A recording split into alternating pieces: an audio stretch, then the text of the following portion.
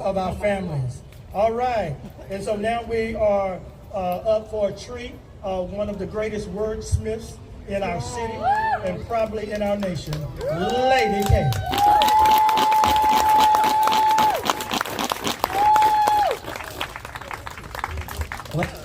Hello. Well, that's pretty big shoes to fill. How y'all doing? Y'all good? Happy Juneteenth. My name is LadyK. I'm a spoken word artist.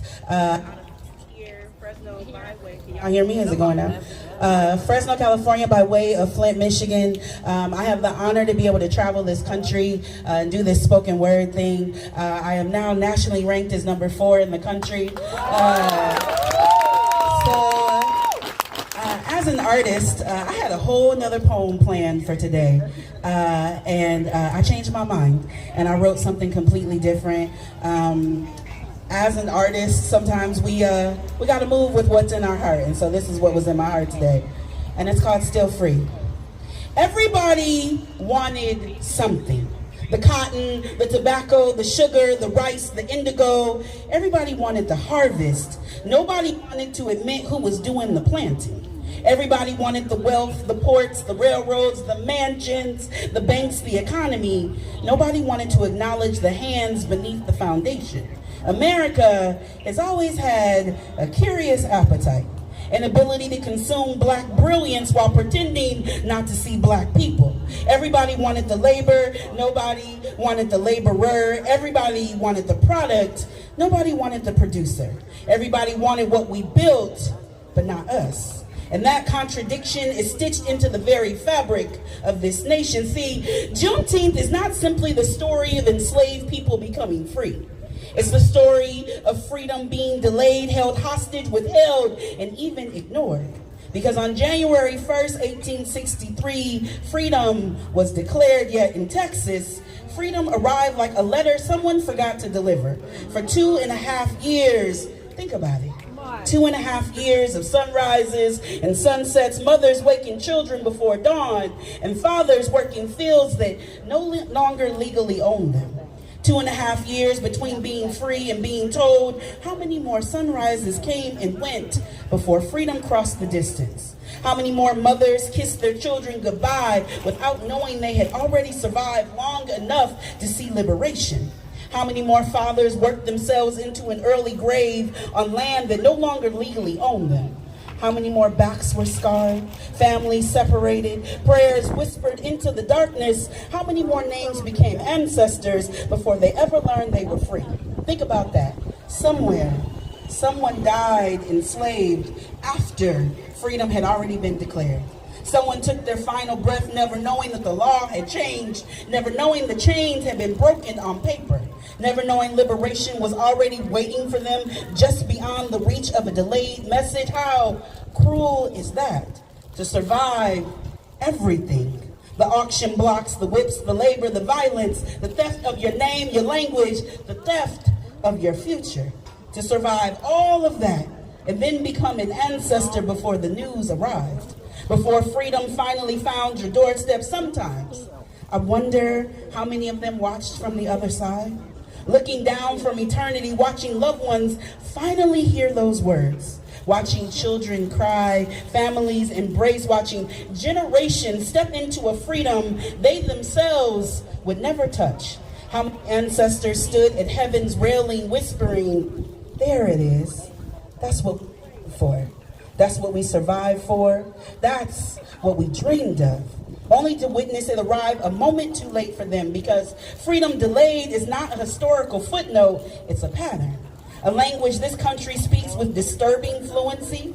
Freedom delayed, then voting rights delayed, education delayed, housing delayed, economic opportunity delayed, justice delayed, representation and always equality delayed. And every generation of Black Americans has inherited another version of the same conversation. Just wait. Not yet. Soon. Be patient. But Juneteenth exists because somebody refused to confuse patience with surrender. Our ancestors did not survive slavery so we could become comfortable with mere crumbs. They deserve, they survive so we can demand abundance.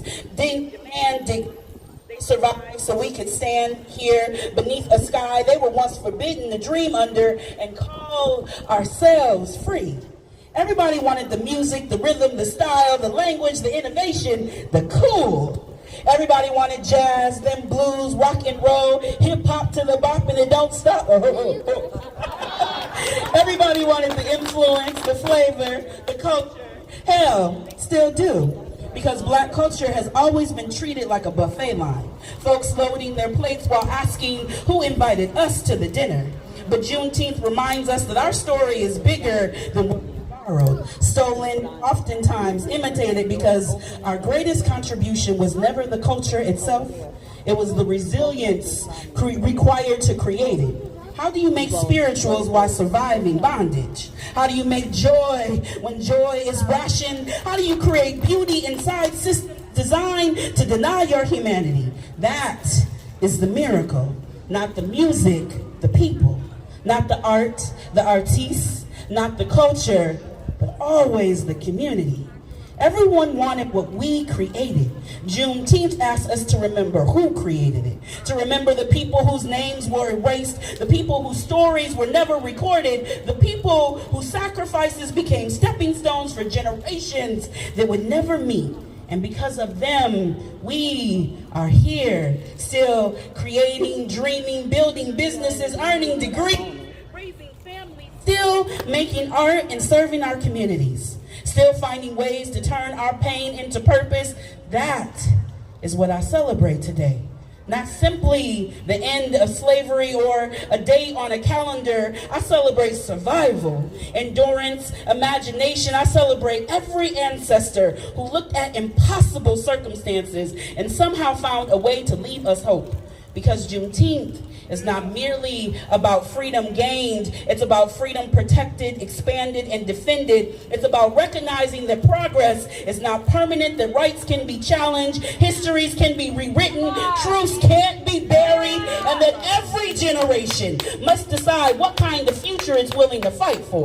So today, as this flag rises, I think about the people who never lived to see this moment.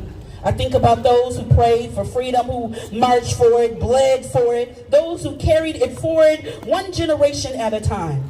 And I hope we honor them by doing more than just remembering.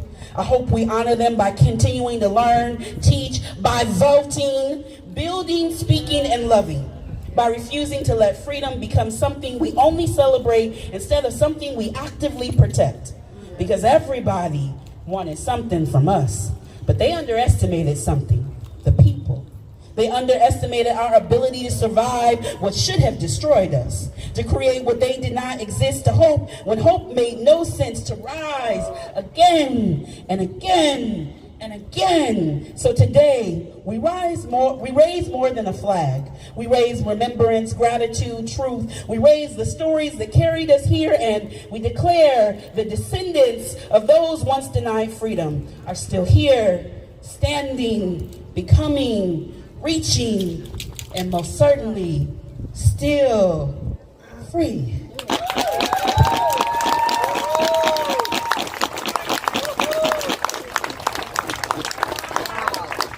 Amen. Continue to put your hands together for LadyK.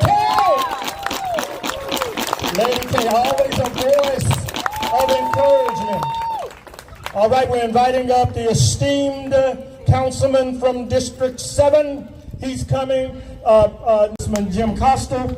I'm also inviting up Assemblyman Joaquin Arambula.